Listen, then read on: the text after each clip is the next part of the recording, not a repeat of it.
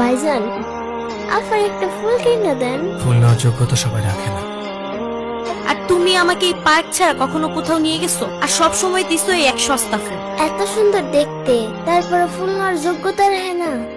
বাইরের দিকটা সুন্দর হলে হয় না রে, ভেতরটাও সুন্দর হতে হয়। কিছু মানুষের মুখে মধু থাকলেও অন্তরে বিষ থাকে। কি বলেন ভাইজান, বুঝি না কিছু। ওসব তুই বুঝবি না। এই টাকাগুলো রাখ, তোমার পরীক্ষা করাতে কাজে লাগবে।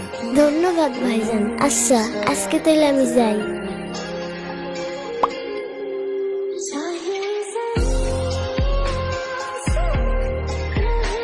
আমাকে ক্ষমা চাওয়ার সুযোগটা পর্যন্ত দাও নাই।